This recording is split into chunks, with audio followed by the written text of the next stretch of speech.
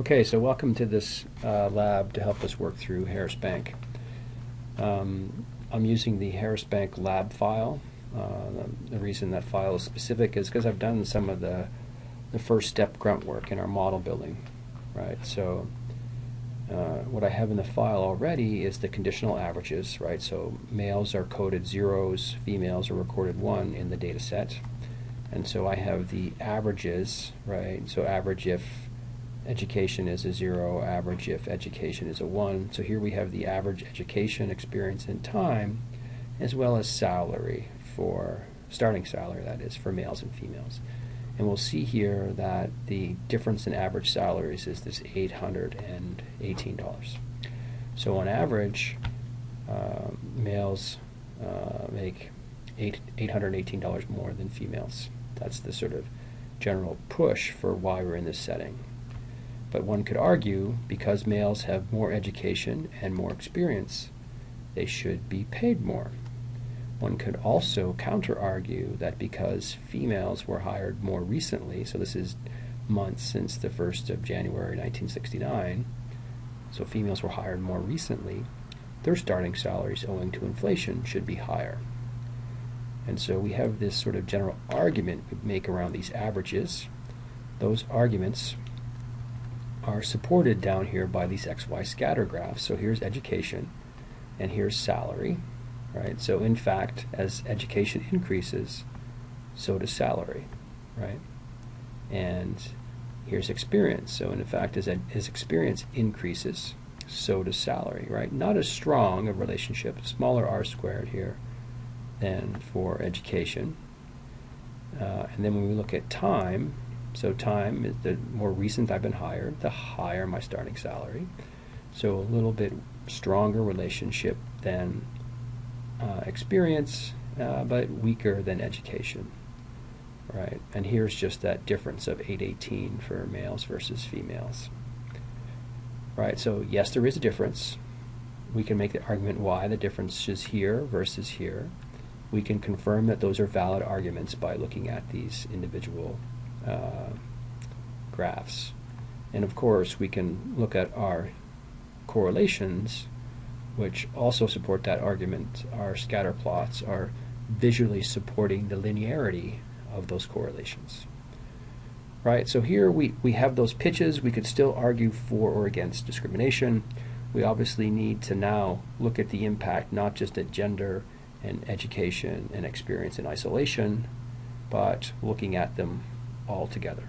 And we're going to do that with regression, right? So first of all, make sure you have the regression tool installed. So File, Options, Add-ins, Go, File, Options, Add-ins, Go, and make sure you have the Analysis Toolbox clicked up top.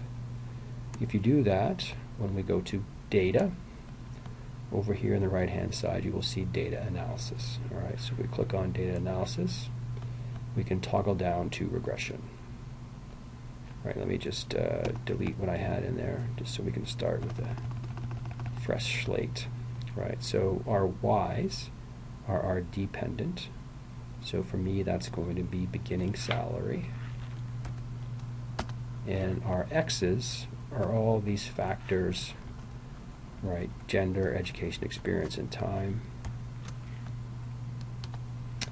We're going to have labels in the first row. We're going to put in a new worksheet. And also here, click this little box for residuals, right?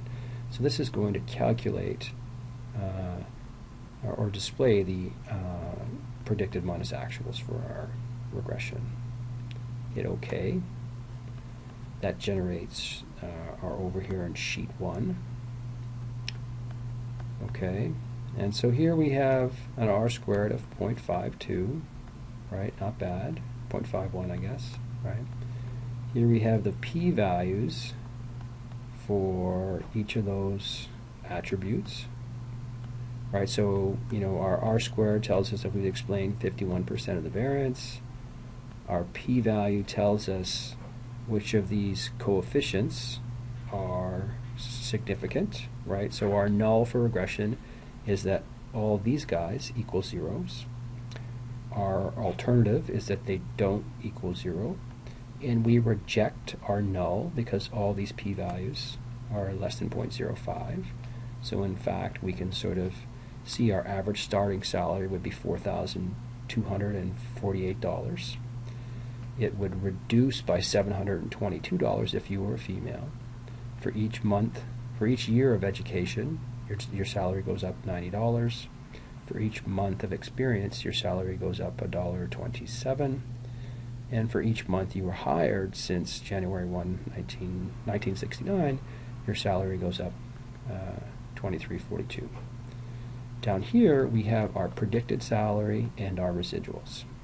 Where this comes from is if we were to take, say, the first individual, right? So here's his characteristics. I'll just copy this, go back over here to sheet 1. If I was to take this first individual, right, my predicted salary for this individual would be the average salary plus his or her gender, right, plus their education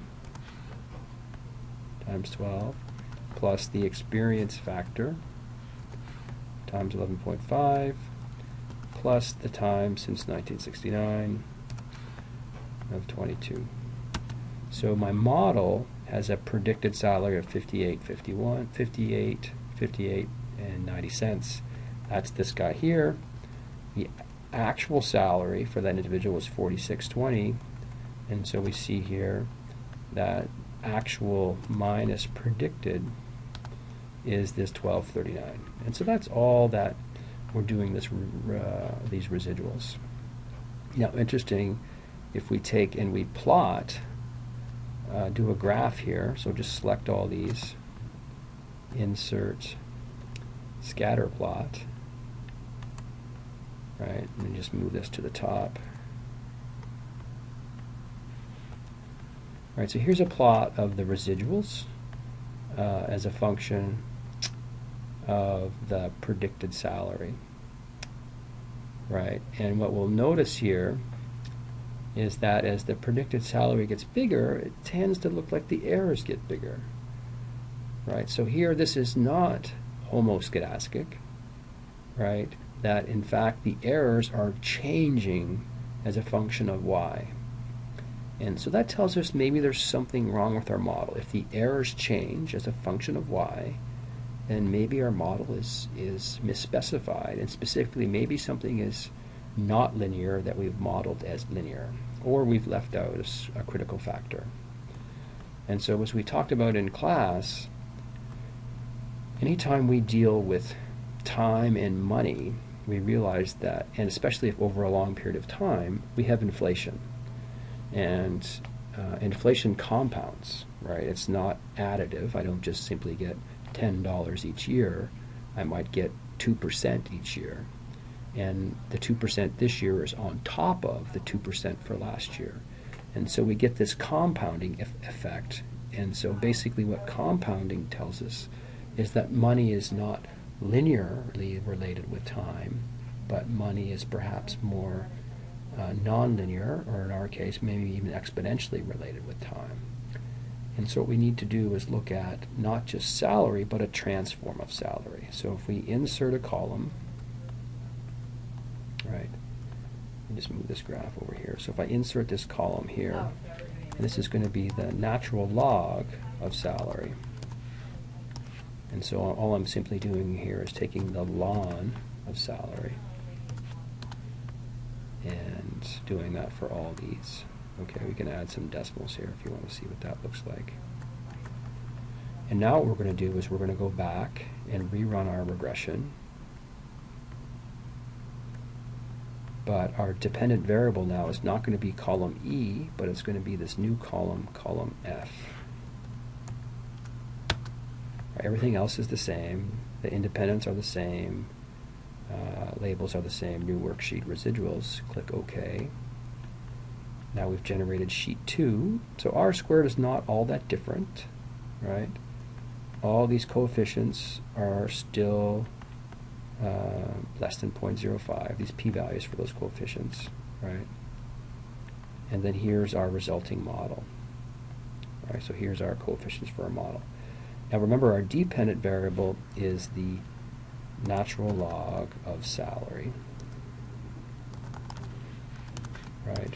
And so, unlike before, now that is going to equal, right? So if I was to go grab, let me just grab this first customer again. If I was to grab this first guy,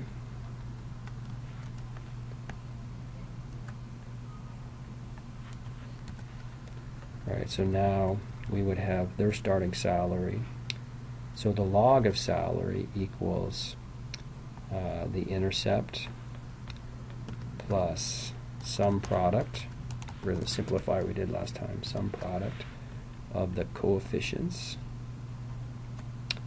times their values, gender, time, experience, etc. Right. So basically, oops, what did I do there? 1, 2, 3, 4. Why didn't that work? Sum product.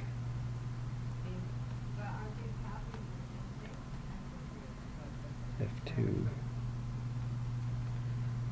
equals sum product. Oh, because it's a, sorry, I got it backwards. Sorry. We need to have this silly me. So Control C, right. Paste special. Let's do it this way. So Control, sorry. One more time. All right. So here's that first customer. If I want to use the sum product, this is a column vector. This is a row vector. So I've got to transpose this. So Control C over here, paste special, and we want to transpose it. So now it becomes a column. And so now I can do the intercept plus sum product of this vector times this vector. There we go. And so there's our 8.6658, the same as we get here. The ln of salary was 8.44, but this is the ln of salary. So this is the ln of salary.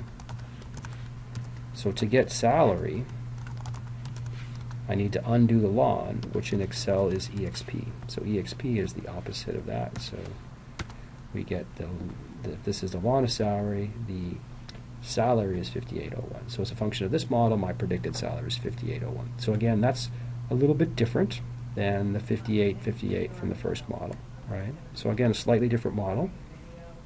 But remember, our goal was to look at gender. And so here, before, the impact of gender was minus 722. So females get paid $722 less than males. But now the log of salary is this guy, right? So as we talked about in class, if I have x to the power of 2 plus 4 plus 6, 2 plus 4 plus 6, I mean, that's either x to the power of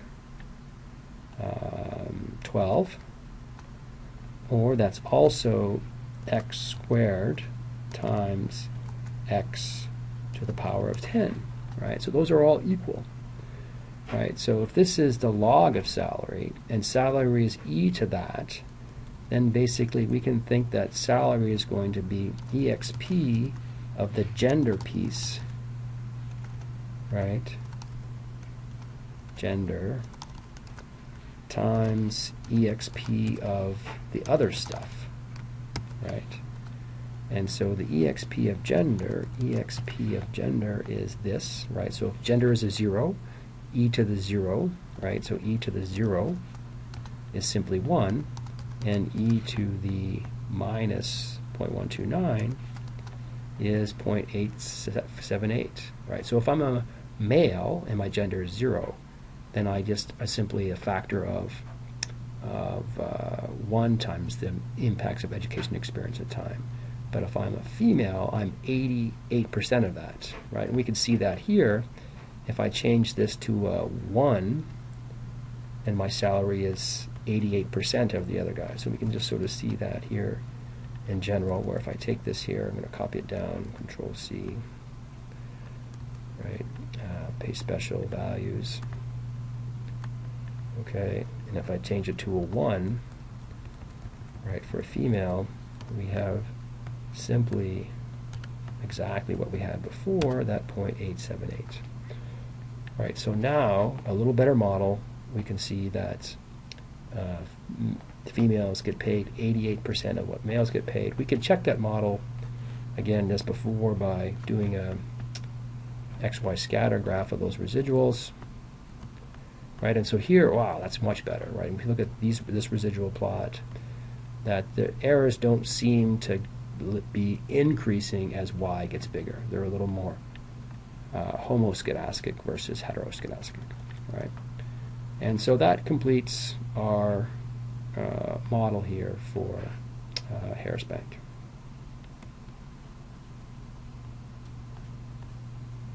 Holy crap, I wasn't recording that. Oh yeah, I was.